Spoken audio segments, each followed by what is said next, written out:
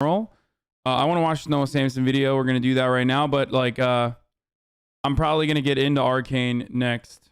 We'll see. To download into your cortexes. I'm glad you stumbled upon this one. It's full of fun goofs and gags and all sorts of great stuff that you can look at and go, oh man, that's great, I love it, need some more of that, give me a piping hot spoonful of that to anyway. Isn't Noah Noel's editor too? Smile on my face and a full belly. Much hath been blogged and vlogged and journalismed about the phenomenon of online radicalization, whether it's through Facebook, YouTube, Gmail somehow. You said yes? Yeah, I mean, I like his stuff a lot. He's the man. Or people on it. Right-wing radicalization seems to always be lurking around the corner, being a creep and a peeping Tom, preying on young, impressionable people that have an edgy sense of humor, or find themselves using certain gamer words. Last week, I made a video looking specifically at radicalization on YouTube, with its history of pushing people towards viewing Nazi-style content. And after somewhat half-assingly concluding that it's not as bad as it used to be, I noticed a bunch of comments letting me know that actually it is still quite bad, but just in a different place. That place... Yes,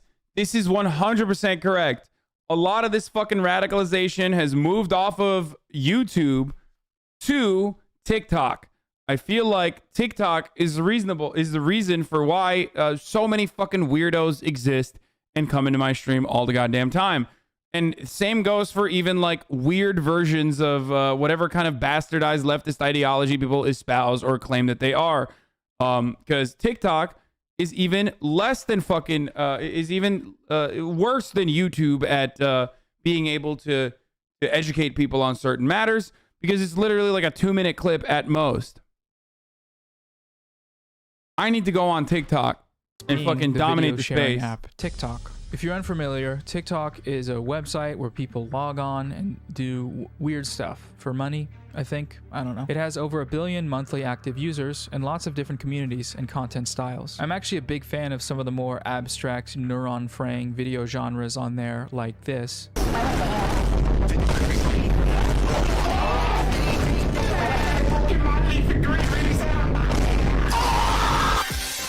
But there is no shortage of awful content. Here on YouTube, making fun of that content has become its own industrial complex. Everybody's doing it. I should do it. Literally everyone. But this video is gonna... I should do it too. That's like, I want to fucking spend some time on TikTok shit and just like dunk on TikTok shit. Look at the more serious implications of TikTok's bad content and where it can lead you. A recent case study done earlier this month unearthed some startling trends regarding TikTok's algorithm, transphobia, and their relation. There's a Hasanabi TikTok complex. Yeah, I know. There's like a couple power users on TikTok. One of them hates me, is an anti, but also a stan at the same time.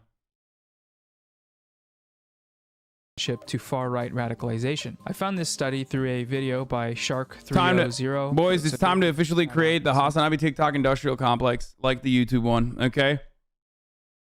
You already do, though? You watch like 50 TikToks on stream every day? That's not enough.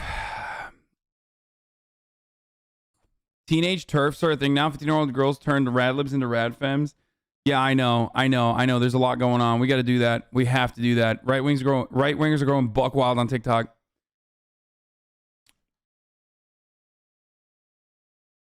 In description. So now I'm gonna play the original TikTok from Abby Richards, who is one of the researchers, because she sums it up better than I could. And we'll touch base after that. We'll follow up. We'll circle back. We'll square down. We'll square dance. I'm a deeply annoying person. So we wanted to examine whether or not transphobia is a gateway prejudice that leads to like broader far-right radicalization. It's been pretty clear for a while now that the far-right is transphobic, but we wanted to see whether being transphobic alone was enough to lead you to the far-right. So I made a brand new TikTok account and followed 14 creators known to post transphobic content. Then I started scrolling my For You page, where I exclusively engaged with transphobic content, and I documented the major narratives of the more than 400 videos recommended to me. Of the 360 total videos, 103 were homophobic or anti-trans, 42 were misogynistic, 29 contained racist narratives or white supremacist messaging, and 14 endorsed violence. Damn, son, where'd you find this? So those numbers are not good. All right, Tina. Here's the graph showing the account's exposure to this content over the viewing period. You see right at the end of the journey, there's a little spike of calls to violence, anti-Semitism, and hate symbols, which we certainly do not like to see. We don't like it. very bad. But you might be looking at this graph and saying, okay, well, what is 25 racisms? What is that? Or 61 transphobias? What does that mean? In Abby's video, she doesn't show the content itself, which is understandable. TikTok might have flagged it if she had. But I think actually looking at this content, which they show in the article, is important to really drive home the point of just how widespread these hateful extremist ideas are and how dangerous this radicalization process has the potential to be. So I'm just going to go through some of the examples. Trigger warning once again. There it is. Trigger warning. Bad stuff ahead. One example of content under the label transphobia or homophobia was a video showing a video game gunman shooting and killing characters at a gay pride celebration with the text, "Don't mind me, just doing God's work." The video had over 200,000 views. And this is like straight fucking, you know, this is like old school 4chan posts. Like, this is like... section was filled with people saying, hey. I love that we just like repackaged this into the Zoomer, like exactly the same shit into the Zoomer platform of choice. This is literally 2016 YouTube or 2015, 2016 alt-right pipeline YouTube, but just the same clip on TikTok. They didn't even do anything different. They just literally took the same clip and posted it on fucking TikTok. Oh my God. It is organized grooming. It feels like it's organized grooming. It's just like, how? How do they? Oh, God. This is good. I like this. The most liked comment on the video was, beautiful, now do it in real life. Hey, what? What's up? Hello? Come on, bro. It's just a joke, bro. Gay people never get murdered by guns, bro. That's fucking crazy, bro. Obviously, mass shootings don't happen in America, bro. I'm just kidding, bro. Oh my God, I'm epic trolling, dude. I'm epically trolling. Also, it'd be kind of tight if we did all those things, right? I mean, I'm epically trolling, though. Seriously. Wait a minute. 3 months later, I literally am attending a fucking meeting in a basement with a bunch of other dipshits, and now I feel like all of a sudden my worldview has shifted in its entirety. Epic troll time. All of a sudden, boom, you're a fucking Nazi, okay? And you're surrounded by all these other Nazi dipshits. Hello. That video we were talked about in deadmau5's stream last night. What did they talk about? 25,000 likes. Even if we were to assume that 99% of those likes were ironic, that's still 250 people that are essentially saying, hey, violent hate crimes, sexual orientation-based mass murder, sign me up. Another trend they noted was the way that this extreme content was able to be hidden from detection through the use of codes and symbolism, like this guy pretending to cry with text saying 50% of transgenders take their own lives. This fills me with so much sadness. But the music playing in the background was Bon Jovi's Living on a Prayer, the part where Mr. Jovi says we're halfway there. The implication being, you know what the implication is, right? I don't have to explain that. Or this TikTok with the caption, I can't believe people used to get killed because they were gay. And the song in the back was Stressed Out by the 21st Pilots. And the lyrics of that go, wish we could turn back time to the good old days. No, I'm not going to sing it,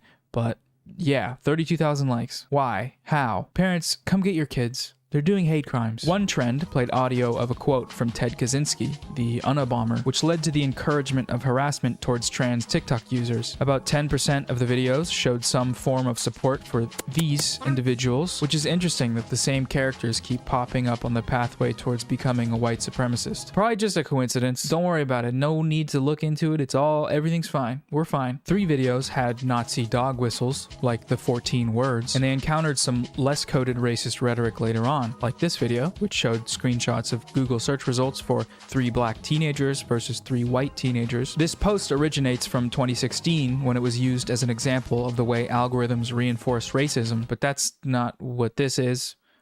Here, the top comment says, well, that's not Google's fault. That comment had 70,000 likes, and the video had 5.2 million views. Million with an M. Not that the word million would ever start with anything other than an M, I'm just saying it's a big number. South Carolina. All of this content was found in just a few hours of scrolling, which, if you're familiar with TikTok, is not an uncommon amount of time for a TikTok scrolling session. The article is It's just like, I always want to see political TikTok, but like my TikTok timeline is never full of that shit. I feel like, I guess I've just avoided it so frequently that I don't know. I never see it.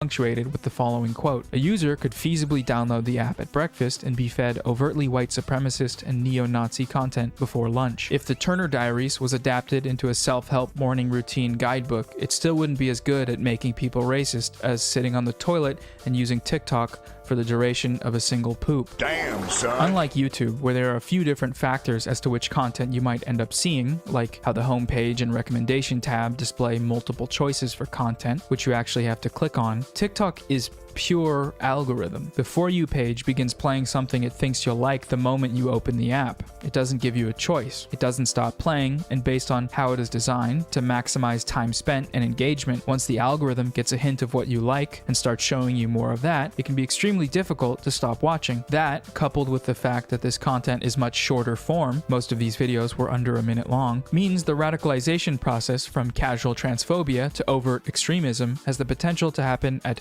very fast, short time, light style speeds. It's worth reiterating that this content is hardly fringe. It's not for TikTok discourse amongst leftists is absolutely fucking rabid. Please, please, please stay away. It hurts my soul. Yeah, no, I mean, a lot of the stuff that I see on TikTok is like a lot of leftist stuff that I see on TikTok outside of like, you know, leftist TikTok standing me or trying to, or making videos about how they want to fuck me is always like insanely like radlib shit. It's like Tumblr era politics where the politics starts and ends with xenogenders. Like that's it. That's the peak of fucking politics. Or just like, I don't know, just some fucking like really, really interesting stuff out there. That's just all I'm gonna say. Okay, I don't want to get further into it. Okay, 4 followers, 2 likes, weird reply. Funny how TikTok would think Hasan of all people would want to hear about Hasan. Lol. What? Guy posting. As we went over. Yeah, it is. TikTok leftism is literally Tumblr meets Iowa Maoist third world. Is exactly. These videos all have a lot of traffic. One TikTok from the account White Pride Worldwide, hey, that rhymes. Nice branding. Had almost 1 million views and 93,000 likes, promoting overt white supremacy. And you'd think that there'd be some sort of barrier to entry for all these users that ended up at a video like this, but there's not. I have a TikTok account where I post these face morph thingies that are a little spooky, and for some reason it does well on there, so I thought it'd be a decent sample size of viewers to look at. No, this is not me plugging my TikTok. I'd actually prefer it if everyone unfollowed me on there and everyone unsubscribed to my YouTube and people just stopped perceiving me. But here we are. This TikTok with almost 2 million views received 97% of those views from the For You page, which is the algorithm pushing it out Oh my fucking god. to people. That's basically how every post is. A platform being used multiple hours a day by a significant chunk of the human population is specifically designed to strip users of their agency. For 97% of its To be fair, I do only fucking... You were in the face morph thing? He made a face morph thing for me? Well, I don't know. I don't know how the fucking face morph thing... whatever. I don't know how TikTok works either. I just exclusively fucking watch my For You page, so I get it. engagement, you don't have a My experience on TikTok is swipe, hot girl dancing, click on her fucking profile, see if it continues, you know, the same performance, okay? Don't even follow, because I'm never going to fucking go back on TikTok. Go away from TikTok. Go back to the main page. Swipe, hot girl dancing, click on the profile. No wonder I don't have any fucking political shit on my TikTok, because it's all Coomer shit. Awful app needs to be destroyed. I'm going full Luddite and prim. say in what happens. And I think that's great. There is a conversation to be had about the prevalence of the views and attitudes that lead people into this sort of content. But for now, I think it's pretty safe to say the algorithm is clearly a problem. Earlier this year, TikTok was documented as being a primary organizational tool for the January 6th Capitol Confederate Soldier LARPer diaper shitting party. And following this, in a statement to Politico, a TikTok spokesperson said, "There is absolutely no place for violent extremism or hate speech on TikTok, and we work aggressively to remove any such content and ban individuals that violate our community guidelines." Well, it's been almost a year now, and I personally think you guys need to work aggressively on fixing your shit, because it's still bad. That's my money back guarantee moral of the story this video. Telling a $1 quillion company to do better. Do better. You are on the wrong side of history. This is activism, folks, in its purest form. One clear takeaway from this study is that the original research question of does transphobic content lead to far-right radicalization seems to have been answered pretty definitively. Yes, it does. What starts with mockery and derision very quickly escalates into hateful, violent rhetoric that extends towards other marginalized groups. All of these forms of hate are closely associated within the algorithm, an algorithm that essentially knows how people think. Billions of dollars in revenue generation hinge on its ability to know how people think, which is why this metaphorical starting block of casual transphobia being so prominent in popular culture should be alarming to everyone. I'm talking about things like Dave Chappelle's recent Netflix special, The Closer, where he compares being trans to performing blackface and explicitly endorses TERF ideology. Before you shatter all your keycaps and break through your desk and shit on yourself typing a comment asking me if I actually watched it, yes, I did. Parts of it are very funny, in my opinion, because Dave Chappelle is an experienced comedian, and his story about his relationship with trans comedian Daphne Dorman is moving. But that doesn't mean the special isn't transphobic, or that it doesn't promote a form of uncritical contempt towards trans people that just want to live their lives without having their existence called into question by every dumbass that is thinking of going to that open mic night on Wednesday. His closing message is basically, I'm not going to stop telling transphobic jokes until you all stop being racist, which is an interesting way of saying black trans people don't exist. This just in, breaking news. That thing that exists? No, it doesn't.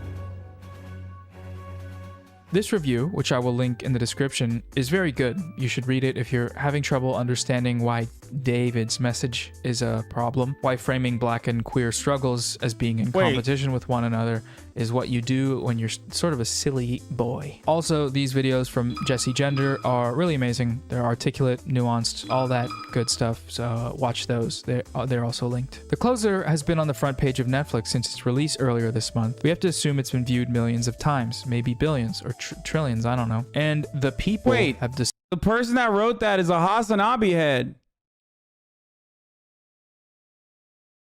He might even be in here right now. The Vulture article. Sorry. Craig Jenkins. David's message is a problem. Why framing black and queer struggles as being in competition with one another is what you do when you're sort of a silly boy. Also, these videos from Jesse Gender are really amazing. They're articulate, nuanced, all that good stuff, so watch those. They're also linked. The Closer has been on the front page of Netflix since its release earlier this month. We have to assume it's been viewed millions of times, maybe billions or trillions, I don't know. And the people have decided that no, it's not transphobic actually. They don't see a problem. And that in itself, to me, is a problem. Because the casual... It's the most cucked thing to be like, Dave Chappelle's latest special was good, is the most cucked you can ever be. You either just like don't give a shit, okay, that your favorite comedian is no longer making good stuff, or you're just like deeply transphobic and you're like, I don't really care. It's like, ultimately, I am willing to take on subpar content and consume it because he's either A, agreeing with me on the transphobic shit, or B, I just don't care. I just love him no matter what he does. And I will get fed with the slop that he serves me. Your humor is different from mine. You were a cuck. Yeah, dude, I know. Yeah, when he said like, I'm team TERF, I was like, dude, that's so funny. Like 90% of the motherfuckers that heard that don't even know what that means, dude. Oh man, it's so funny, dude. You hear I'm team TERF and you're either a TERF and you go, that's pretty funny. So therefore you're just like a humorless fucking dweeb. No TERF has ever laughed. Let's be real. Or you're like, I don't know what the fuck that is, but it's probably triggering the libs, so I'm going to laugh. That's the only thing you heard apparently. No, I'm just saying that like, you know, it was subpar. And I say this as a Dave Chappelle fan. A giant Dave Chappelle fan. His latest special was literally fucking mid. Okay? This is how cancel culture truly destroys comedy and also art. Because it's just bottom of the barrel. I hate cancel culture jokes from your favorite fucking comedians. And you all eat that shit up. Shut the fuck up. It was funny. Stop being butthurt. I'm not butthurt. Why the fuck would I be personally like upset? Okay? Like it's not impacting me. I am a fucking cishet white dude, okay? Nothing can trigger me. Okay? Please stop. Also, the funniest part about this entire process is that like the true butthurt bitches are not necessarily the trans people or anything like that who literally were like, don't even take this off, but it fucking sucks, okay? Literally every single people, including the Netflix people internally, straight up said, we're not trying to fucking delete the Dave Chappelle Netflix special. We're simply stating that it's transphobic, and also Netflix should be more careful about creating transphobic content.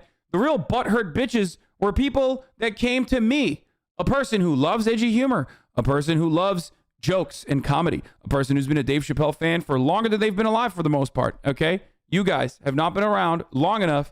I have been a Dave Chappelle fan for a longer time than half of the motherfuckers in my chat being like, dude, his special was great. Shut the fuck up, okay? The real butthurt bitches were the people who were like, I can't believe you said Dave Chappelle's latest comedy special is not funny. Fuck you with your comedy policing. You're an idiot. You're stupid. And you're a cuck. And you're the reason why Rockstar will keep making Grand Theft Auto 5 over and over again. Because you are a fucking consumer. Okay? You do not care. You just are like, the team sports, nostalgia, soy facing, epic pants. That's you. You think you're above it because, you know, you think you're edgy. And therefore, that's a little different than the mainstream liberal attitudes. Except you're just as soy-facing as the fucking libtard guy that loves Star Wars, okay? That's you. You're just soy-facing for, like, the N-word and stuff, or transphobia, or bigotry. That's it. And it's still bottom of the barrel. It's artistic expression of the lowest fucking form. Sucks to suck, okay? Lol, way to straw man, bro. You are butthurt. You won't shut the fuck up about it. You keep talking about it, bro. You stay riding the nuts of the radical. You're literally triggered right now. I can't tell if this person got hit in the head so hard that he's back in 2014. Like, this literally reads like green text, or not even green text. It just reads like a YouTube comment section from a Sargon of Akkad video from 2014, okay? You are probably 35 years old, alone, and still live with your mommy, and literally are thinking that one day Gamergate's going to come back and harassing fucking female journalists still. Okay?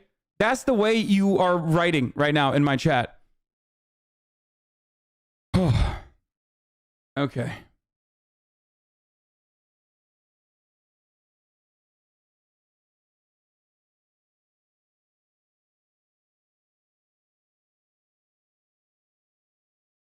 What the fuck? My internet just went out for a second. That was weird. Anyway, cancel culture is real. Yeah, totally. Phobia of this special is not that different from the casual transphobia in the TikToks that have demonstrated their potential to radicalize people into far-right, violent, extremist spaces. And the popularity of this bigotry veiled in comedy is so widespread, so ingrained into our society, not only thanks to the presence of overt bigots online, but more importantly, get over it, man, please. Please get over it, bro. Come on, bro. Oh my God. I cannot believe he talked about my favorite comedian, Dave Chappelle.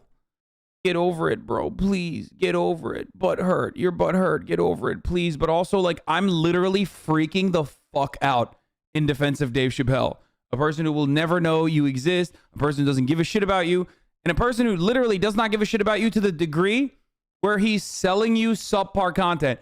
Dave Chappelle's latest special is the Grand Theft Auto trilogy remaster of Dave Chappelle specials, okay? That's it. Actually, fuck that. I wish it was that. It was worse than that. Dave Chappelle's latest special was the Fallout 76 of specials, okay? Straight up cash grab. Get the bag, king.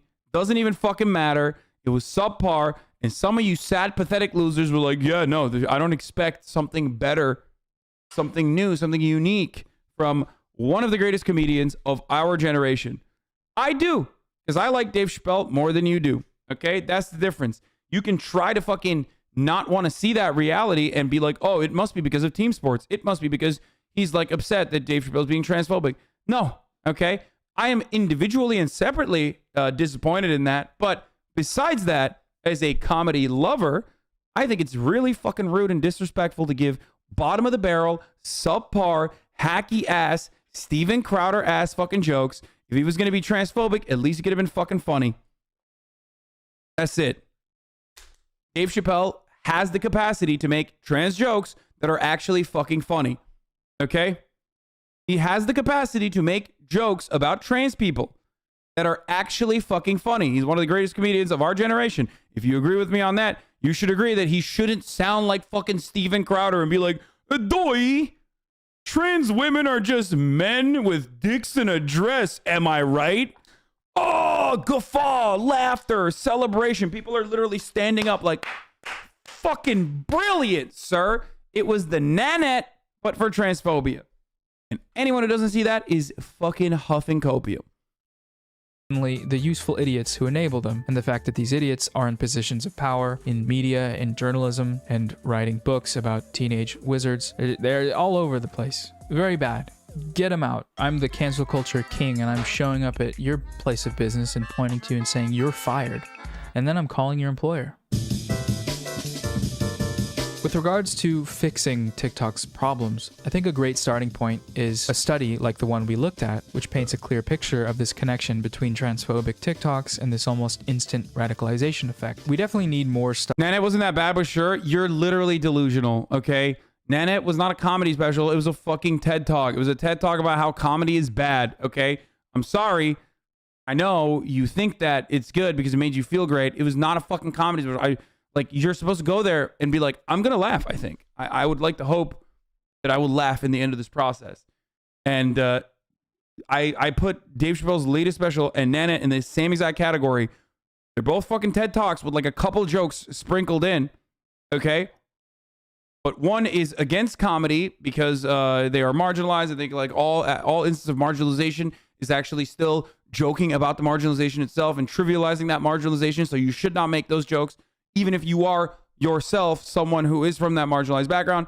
And Dave Chappelle's joking was literally just the exact same on the opposite side, which was like, I'm just gonna be edgy for the sake of being edgy, and I'm going to fucking make jokes that aren't even fucking really jokes, but just shit that you hear from Greg Gutfeld, okay?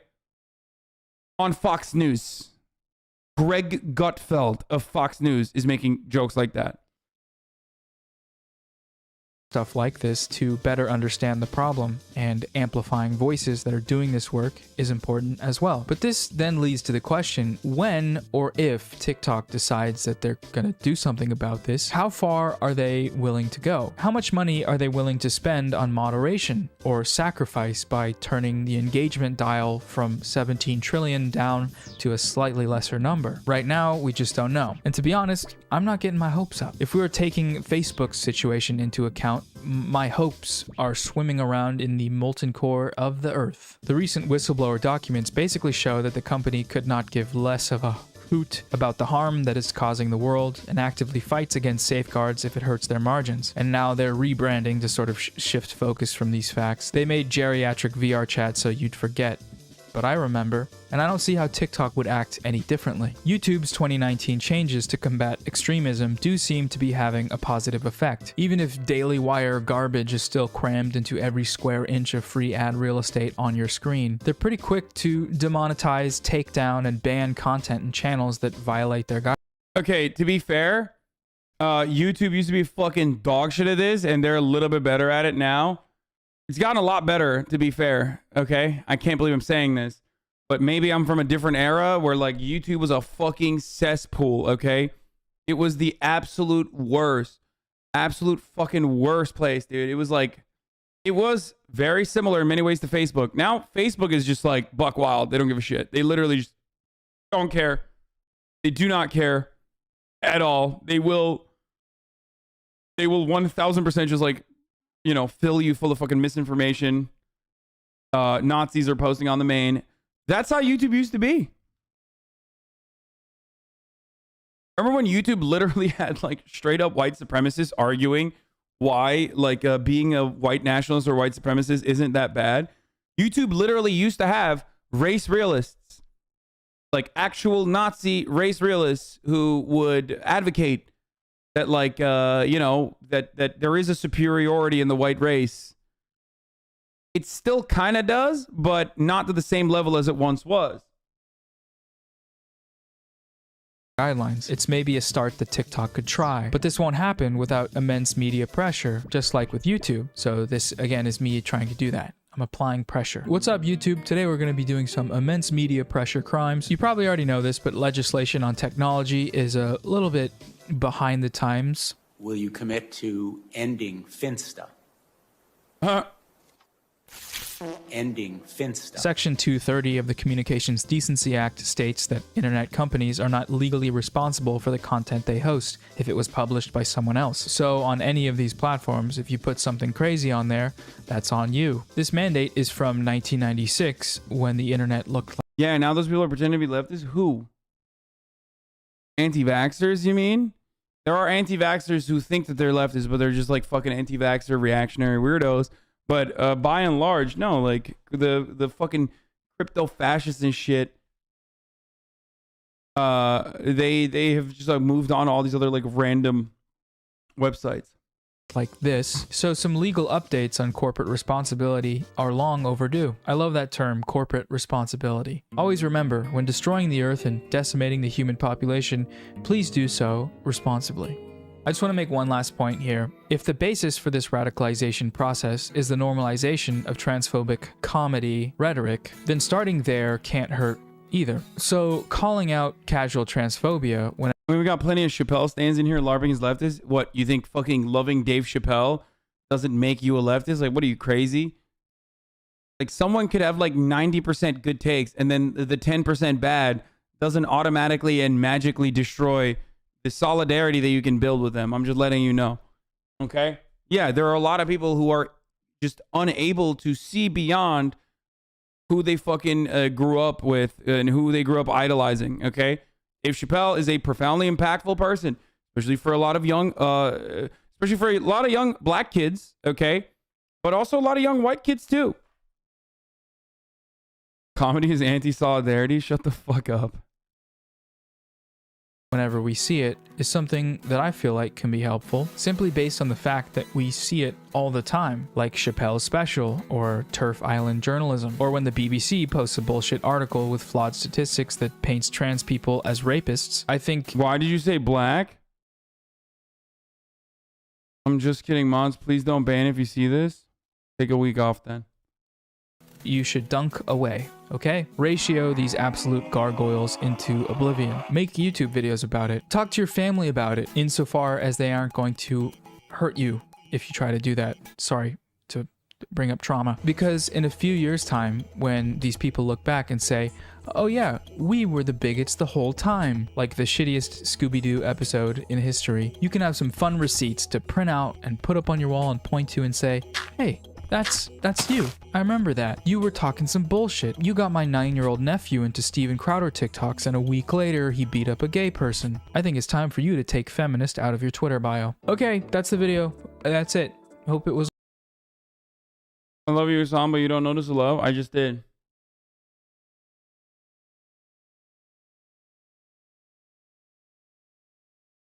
Anyway, but yeah, sometimes I do feel like it's time to fucking, you know, get involved with the TikTok radicalization pipeline a little bit.